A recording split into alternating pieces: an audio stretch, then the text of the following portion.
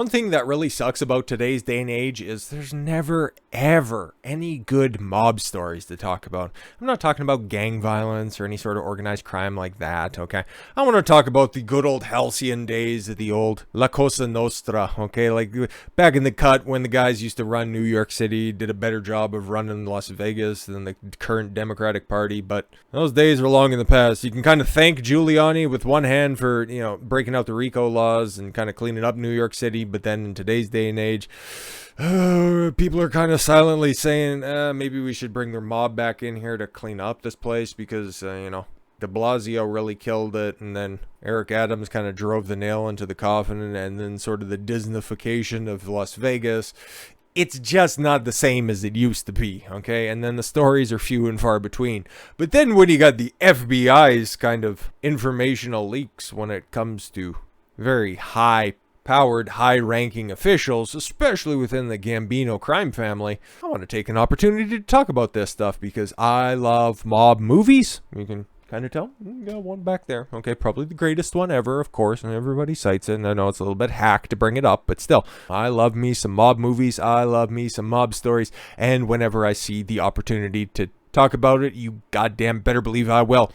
A trove of long-hidden FBI files shed light on how slain at Gambino boss Franky Boy Cali ascended from a family soldier in the 90s to the head of the powerful crime syndicate until his shocking killing in 2019. The heavily redacted files, well, it's the FBI after all, obtained by the Post through a FOIA request, offered to date perhaps the most revealing look into Cali's rise to power, as the Mafia kingpin was also known as a ghost who kept an extremely low profile to avoid federal prosecutions. Cali, who was gunned down outside his Staten Island mansion at 53, was arrested just once on a 2008 extortion conspiracy, despite years of being eyed by the FBI and surveilled by agents in Brooklyn, a testament to his ability to stay off the radar. Yeah, that's pretty amazing, especially if you have the feds and the local PD breathing down your neck. That's pretty laudable. After he was shot dead in an apparent QAnon devotee in Todd Hill neighborhood. Okay, cool. What does that have to do with anything? One law enforcement officials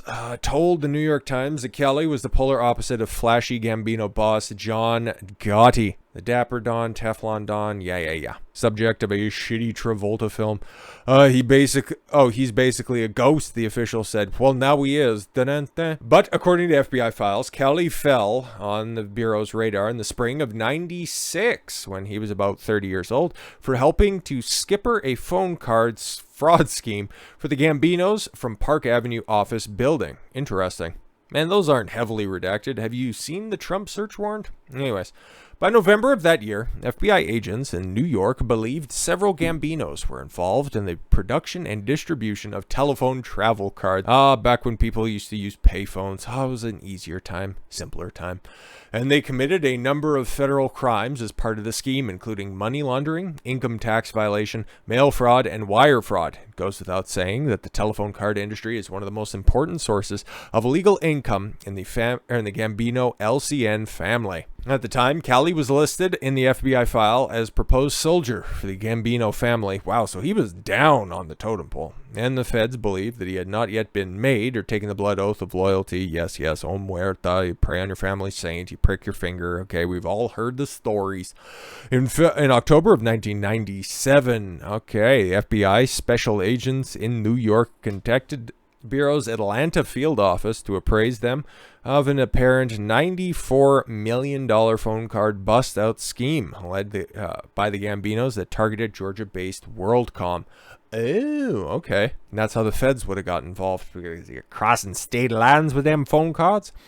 The method was to sell as many phone cards as possible on the street by charging the best price per county or country. Yeah, country, whatever, and offering the best discount to the distributors. One of the FBI states report, redacted, paid WorldCom only a small percentage of the outstanding balance throughout the 10-month scheme.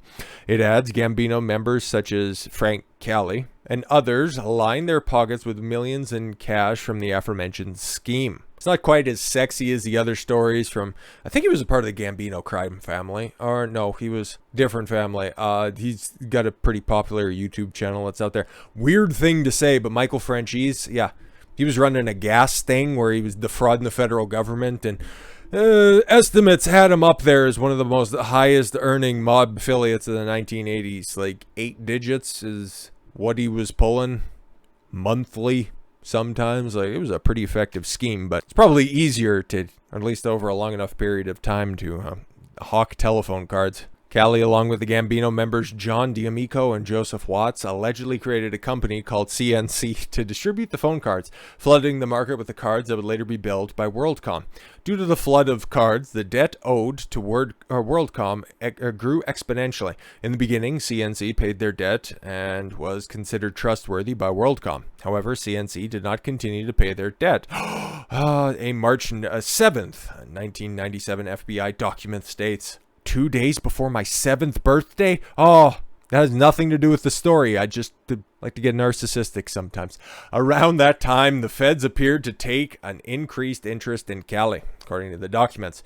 They began tailing him in Brooklyn, photographing him with his associates on 18th Avenue in Bentonhurst, and interviewing confidential sources about the Gambino soldier. In one October 1997 report, an FBI agent recorded doing a spot check on the location on 18th Avenue between 72nd and 75th Streets in Bensonhurst, sorry. I'm putting in a T where it doesn't belong. According to the files, the agents recorded and unidentified Mark walking with Cali before entering the Point After Sports Bar and Grill. In July of that year, the agent drew up a report titled Surveillance of Frank Cali on 18th Avenue, Brooklyn, New York, which included photographs of Cali and several other people as they visited Tony Lunchinette's, in the neighborhood. Lunchinetti, of course. He's probably a fat guy who likes to eat. That's 2008. Man, that looks like a pretty snazzy Escalade in the background there. Probably what Tony Soprano would have got to drive if he didn't get whacked in the diner. The FBI also listed him in the recently made member of the Gambino family in March 97 communications. Federal grand jury related to Cali was convened in 1998 in the Eastern District of New York, but charges against him were never brought, the documents say. Federal charges of the phone card scam were later filed against John Gotti Jr., the reputed leader of the Gambino family at the time, but later dropped by prosecutors. I was a victim. I lost a lot of money on that deal, Jr. told the Post at the time. Yeah, Jr. doesn't exactly have the same reputation as his old man does. That's another one of those fringe stories that's out there, especially when it comes to what Sammy the Bull Gravano was talking about as well. Who again also has a YouTube channel. It's fucking weird how all these old mobsters, swear their blood oath that's out there, and then, hey, they flip, or maybe they do some of their time that's out there, and then they just start, I got the YouTube channel, forget about it. Still fascinating watches from time to time. Anyways, after his one arrest in 2008, federal prosecutors in Brooklyn highlighted Cali's involvement in the phone card scheme and arguing he be locked up pending trial. At a detention hearing, prosecutor Joey Lipton told the judge Cali, who had risen to the rank of captain at the time, had been a successful criminal because of his ability to hide from the spotlight. See, he's a criminal because we've never caught him before. Okay, make that make sense. Cali, like the other members of his family, has sworn a blood oath. Can you prove it? Because that's really important here. To the organization to commit criminal activity, Lipton said, Cali has been successful in fulfilling that oath, in large part because he's been careful. See? Because there's no evidence he's done anything means that he's done something. It's like the old witch theory down there at Salem, huh? If she floats, that means she's a witch, and if she sinks, that means that she dies in good conscience. Damned if you do, you damned if you don't, and it looks like that prosecutor managed to not convince anybody with that line of questioning. Or maybe that was just his opening statement, and everybody's like, that's kind of retarded. Why are you saying that? Lipton also alleged Cali had significant ties to Mafia members in Italy. Yes, of course, they all do. Okay, we've all seen the shows, okay? What was that, a few episodes where Tony went over to go talk to the female boss in Italy, The fucking Michael spends some time going over there and talking with stupid Apollonia with the lopsided titties, and the Sunday, Monday, Wednesday, Friday, boom, my car goes. It's never not funny to bring her up whenever you're talking about The Godfather, but anyways, telling the judge that a number of the people in his crew at the time had been born in the old country. Wow, imagine that. A bunch of old mobsters were born back in Italy. Who could have ever thought that would have happened? Imagine that, these charges not sticking. He's everything over there. Okay, cool. Well, maybe Italy would like him extradited. No? Okay, cool. Where's your case there, prosecutor? One of the Italian-made men said to the other, okay, Is that the setup for a joke? Lipton said at the hearing, in the 2008 case, Cali pleaded guilty to extortion conspiracy and was sentenced to 16 months in prison. Cool. Long stay on that one. After his release, he continued his meteoric rise in the family, reportedly rising to the boss in 2015 after the acting Don Domencio Cefulo stepped down. Nobody could figure out how to say his name. Why he was tired of that blatant disrespect.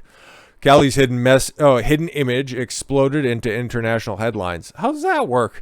When he was shot and killed outside his home in March of 2019. Oh man. The alleged gunman, Anthony Comello, a apparent QAnon conspiracy theorist. Maybe we'll look at this afterwards because that's interesting. Lured Cali outside of his home in Todd Hill in March 13th, 2019 by crashing into the mobster's parked car. Okay. After a brief conversation between the two, Comello allegedly shot Cali multiple times in the chest, fatally wounding him. After a number of bizarre court appearances, which we'll take a look at, including one where he had the letter Q scrawled on his hand. Okay. Comello was deemed mentally unfit to stand trial in 2020. Very fucking convenient, but let's take a look at this because this is so fucking bizarre. Wow, this was 2020 before the pandemic. Fucking weird.